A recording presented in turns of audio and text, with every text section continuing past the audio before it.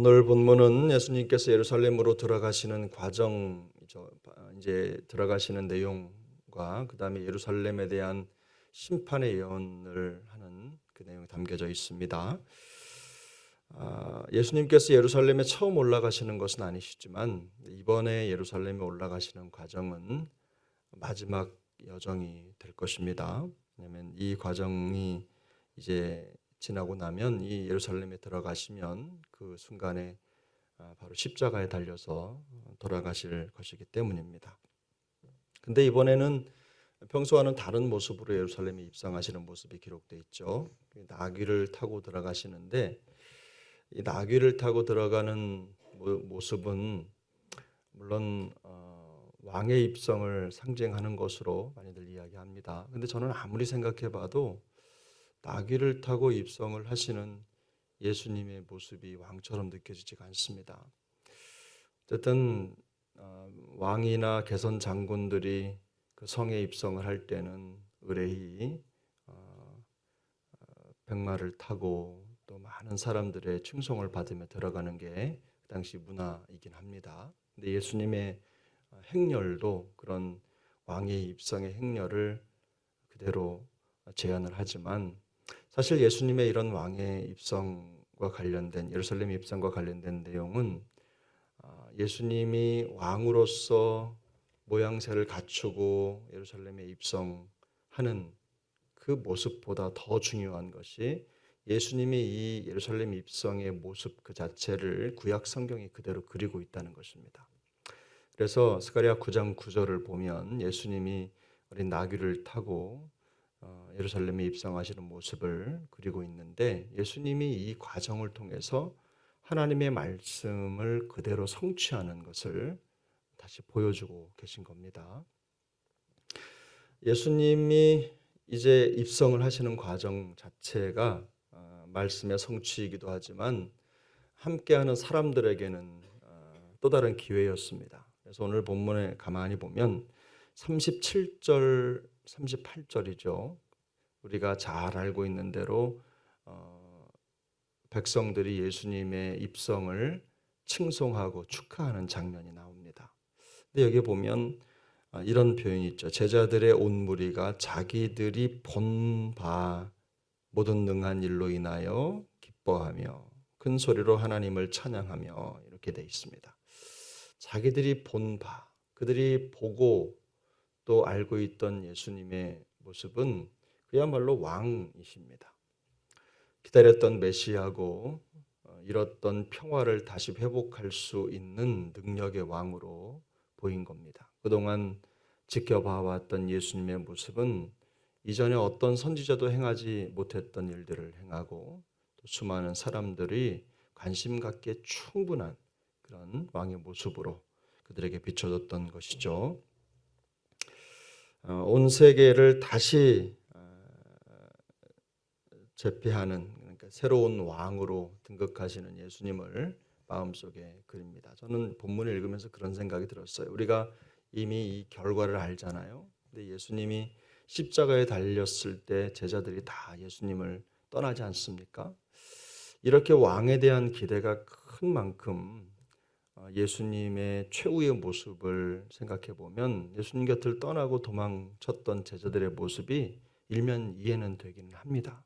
왜냐하면 믿음을 지키고 그렇게 기대했고 또 예수님이 그들이 원하는 대로 바라던 대로 왕이 될 것이라고 생각을 했는데 그런데 그 예수님이 허망하게 십자가에서 죽으시는 것으로 끝났다는 것 자체가 이들로 하여금 그 마음속의 패기를 또 믿음을 지키기에 너무나 힘든 환경이지 않았을까 이런 생각을 해보는 거죠. 물론 예수님을 다 왕으로 이렇게 칭송하고 찬양한 것은 아닙니다. 보면 본문 속에 어떤 바리새인들은 제자들이 이렇게 예수님을 칭송하는 것에 대해서 예수님이 꾸중하셔야 된다라고 얘기를 했어요. 이의를 제기한 거죠. 그러나 예수님이 종종 자기 자신을 메시아로 계시하시기도 하셨지만 또 그 사실을 감추기도 하셨는데 지금 이 장면에서는 더 이상 예수님이 이제 메시아라는 것을 감추지 않으시고 이 사람들이 그렇게 외치지 않으면 돌들이라도 소리를 지를 것이다 라고 말씀하시면서 당신이 메시아라는 사실을 그대로 강조하시고 드러내십니다. 물론 이 본문이 가지고 있는 핵심적인 내용은 예수님이 메시아이시라는 것, 이 땅에 왕으로 오셨다는 사실을 강조하는 데 있습니다. 그런데 이 전체적인 과정을 진행하는데 예수님에 대한 긍정적인 반응을 하는 사람들의 모습에서 배울 게 또 있습니다. 뭐냐면 두 가지인데, 하나는 그들의 순종입니다. 예수님이 말씀하시는 그대로 그들은 예수님이 나귀를 끌고 오라고 하는 말씀에 의심하지 않고 그 말씀대로 가서 나귀를 끌고 와서 예수님의 예루살렘 입성을 돕습니다. 예수님을 진정 왕으로 모신 자들의 모습입니다. 만약 우리가 예수님을 왕으로 모셨다면 우리는 왕의 음성을 듣습니다. 그 음성을 들은 대로 순종하는 것이 백성의 도리입니다. 근데 이 제자들의 모습 속에서 바로 그런 모습이 보이는 것이죠. 주님을 왕으로 모신다는 것, 그분의 음성을 듣고 순종하는 것. 바로 그게 제자들이 보이는 모습이었습니다. 주님은 언제든 우리에게 또 나귀를 끌고 와라라고 하는 그런 비슷한 명령을 하실 수도 있죠. 그 말씀, 그 명령을 들었을 때 우리의 마음속에 이런저런 다른 생각을 갖는 게 합당한 것이냐라고 하는 질문을 하는 본문이라고 생각합니다. 성경은 분명히 우리에게 제자들의 순종을 보여줍니다. 또 왕이신 예수님의 말씀에 순복하고 따르는 것이 또 백성된 도리라는 것을 그대로 보여줍니다. 또 한 가지, 성도로서 이 세상에 성결한 삶을 살고 또 말씀을 행하며 하나님 앞에 충성하는 삶을 살아가도록 말씀하고 있다면 우리가 그 말씀을 따라가는 것이 하나님 앞에서 백성된 또 그리스도인 된 도리인 줄로 믿습니다. 또 한 가지 우리가 이 본문을 통해서 볼 수 있는 예수님의 입성을 바라보는 사람들의 또 다른 모습은 찬양입니다. 찬미죠. 사람들은 예수님이 예루살렘으로 올라가시는 과정을 보고 하나님께 찬양을 올려드립니다. 심지어는 자기의 겉옷을 벗어서 예수님이 지나가실 자리에 깔고 마치 왕이 지나가는 길을 만들어주고 또 우리 카펫을 착 준비해서 그 대로를 지나가실 수 있도록 하는 것처럼 그들은 겉옷을 벗어서 예수님의 타신 나귀가 지나가는 길을 예비하고 또 준비했습니다. 참으로 왕에 대한 응당한 반응이라고 생각합니다. 그들이 이렇게 했던 이유 중에 하나는 예수님을 이 땅에 평화를 가져오시는 왕으로 그대로 인정했다는 것을 의미하는 것이죠. 우리가 예수님을 왕으로 고백할 때 예수님께 할 수 있는 또 다른 태도는 어떤 태도냐? 바로 예수님을 찬양하는 것입니다. 쉽지 않은 환경을 만나면 우리의 마음속에 원망이나 불평의 목소리가 불쑥불쑥 솟아 올라오는 게 다반사지만 그래도 우리의 정체성은 예수님을 왕으로 모신 사람들입니다. 그래서 주님은 우리가 가지고 있는 상황이나 환경에 상관없이 항상 왕이십니다. 그래서 그분에게 대한 우리의 태도도 항상 백성으로서 그분을 찬양하는 것이 우리의 마땅한 도리인 줄로 믿습니다. 사람은 누구나 자기가 가지고 있는 자기 생각이나 욕구대로 살려고 하는 마음속에 움직임이 있습니다. 그걸 우리는 본능이라고 얘기하죠. 하지만 성도는 자기의 욕구나 욕망을 따라 살아가는 사람들이 아닙니다. 성도는 하나님의 말씀, 왕이신 예수님의 음성을 듣고 그 음성을 따라가는 사람들입니다. 제가 항상 말씀드리지만 우리 주님은 틀리시는 법이 없죠. 그래서 우리가 예수님께 드릴 마땅한 반응은 항상 찬양이어야 되는 줄 믿습니다. 어려움이 있어도 고난이 있어도 우리는 순종과 찬양의 제사를 드리며 예수님의 백성된 하나님의 백성된 삶을 온전히 살아드리는 것이죠.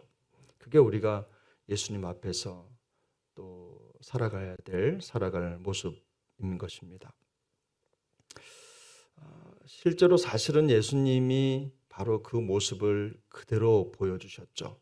지금 예루살렘에 들어가시는 과정뿐만 아니라 예수님이 앞으로 달리실 십자가의 여정, 또 그곳에서 목숨을 내놓으시고 우리를 위해서 죽으시고 부활하시는 과정까지 모두 다 예수님은 하나님의 뜻을 따라 말씀대로 그 길을 가셨습니다. 순종의 본을 보이신 거죠. 그렇게 하시면서 하나님의 뜻을 이 세상 가운데 당당히 드러내셨습니다. 바로 그게 예수님이 보여주신 순종의 길, 사명의 길이었습니다. 우리도 마찬가지입니다. 성도로 살아간다는 것은 바로 그 삶 자체가 하나님의 말씀에 순종해 가는 삶이고 또 왕이신 예수님을 찬양하는 삶인 것입니다.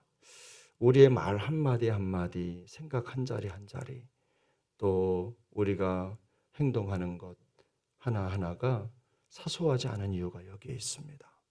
성도는 언제나 성도입니다.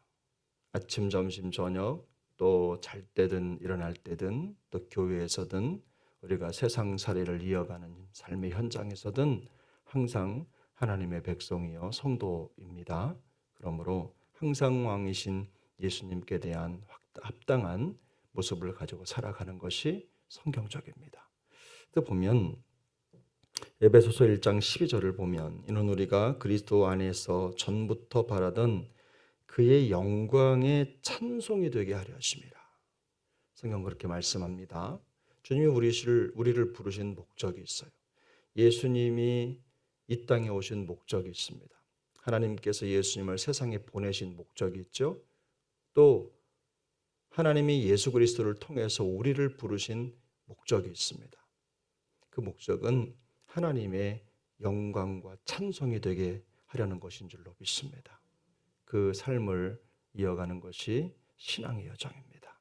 오늘 하루도 우리 주님께서 우리의 허락하신 거룩한 삶의 여정을 온전히 살아내고 또 왕이신 예수님께 순종과 찬양을 올려드리며 성도의 본분을 지켜가는 우리 모두가 될 수 있기를 예수님의 이름으로 축복합니다.